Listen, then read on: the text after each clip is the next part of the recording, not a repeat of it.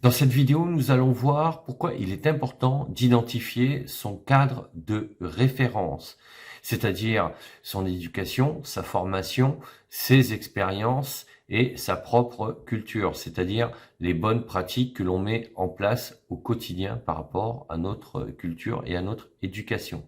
Je vous dis à tout de suite de l'autre côté. Dans cette vidéo, nous allons voir comment définir son cadre de référence. Alors on va voir le principe, connaître son cadre de référence, ajuster son cadre de référence et on terminera par une petite conclusion. Alors le principe du cadre de référence, c'est qu'il vous permet d'identifier votre éducation, vos formations, vos expériences et votre culture.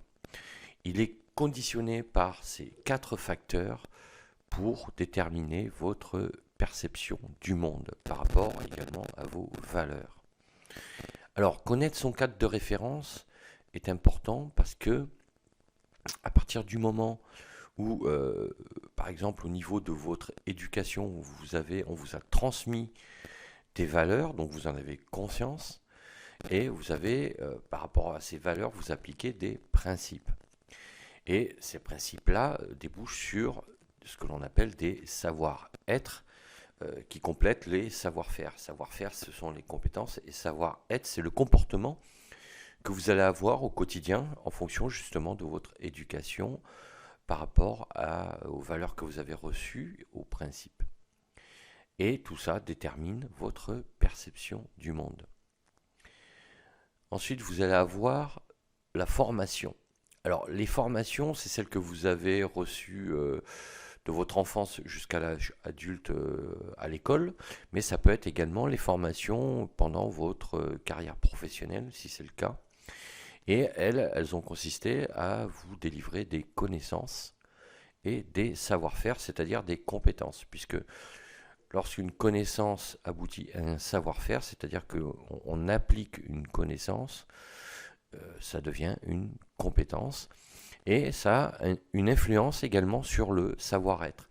Parce qu'il y a certaines formations, si par exemple vous suivez des formations en communication, vous allez forcément acquérir des connaissances sur les comportements à avoir dans vos relations interpersonnelles. Et là aussi, ça participe à votre perception du monde, mais donc ça fait évoluer, si vous voulez, votre perception, puisque vous avez reçu une éducation avec des valeurs, des principes, mais en vous formant, vous allez continuer à faire évoluer votre vision du monde, puisque vous allez avoir de nouvelles connaissances qui vont augmenter votre champ de vision sur les choses et les événements et les gens. Ensuite, vous allez avoir les expériences. Alors les expériences, elles vont confirmer vos connaissances, puisqu'il ne suffit pas d'avoir des connaissances, ensuite il faut savoir les appliquer, et ce sont les expériences qui vont permettre d'acquérir des compétences. Donc si vous apprenez des choses, mais une fois que vous les mettez en place, vous les avez appliquées. Et ce sont donc les compétences qui vont vous permettre d'avoir confiance en vous, puisque la confiance en soi découle de la maîtrise de quelque chose. Donc quand vous savez faire quelque chose, vous êtes fier de vous et ça favorise votre confiance en vous. Et évidemment, ça modifie votre perception du monde. Si par exemple, vous avez un travail qui vous a permis, alors soit pour des raisons professionnelles ou personnelles, à voyager dans le monde entier, vous avez découvert d'autres cultures, d'autres pratiques, d'autres modes de fonctionnement, et ça va forcément élargir votre champ de vision sur le monde, sur les événements, sur les gens. Et enfin, vous allez avoir la culture, puisque alors c'est directement lié à l'éducation, puisqu'en fonction de votre éducation, vous allez là aussi recevoir des valeurs, d'accord, et des savoir-faire, et aussi des savoir-être qui vont constituer votre culture. Et la culture a également une influence sur votre vision des choses. Alors, connaître son cadre de référence, c'est savoir donc où l'on se place dans notre système d'éducation, qu'est-ce qu'on a reçu, quelles sont nos valeurs, Est-ce qu'elles ont évolué à travers les formations que l'on a suivies et puis on passe de l'âge d'enfant à l'âge adulte. Donc là aussi on fait évoluer son cadre de référence par les expériences et notre culture qui nous a été qui nous construit avec notre éducation, là aussi peut évoluer notamment si on voyage et qu'on vit notamment à l'étranger, puisque on va acquérir de nouveaux modes de fonctionnement. Donc tous ces points-là sont un peu comme des curseurs d'une table de mixage que l'on va ajuster, que l'on peut faire évoluer au fil du temps. Alors, on va avoir par exemple, pour certaines personnes, si on considère que ce sont des curseurs, on va avoir le curseur éducation qui va être beaucoup plus élevé que le curseur formation, qui sera lui plus élevé que le curseur d'expérience. Et en revanche, on aura une forte culture. Donc, chacun a ses propres curseurs, ses propres niveaux dans chaque point, que ce soit l'éducation, la formation, les expériences et la culture. Et en fonction de ces critères-là, on aura une vision du monde et une perception des choses complètement différentes.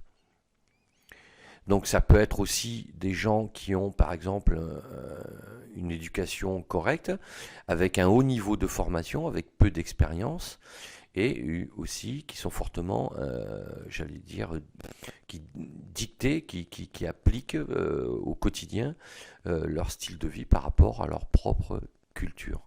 Donc là aussi, ça correspond à un modèle de niveau de curseur.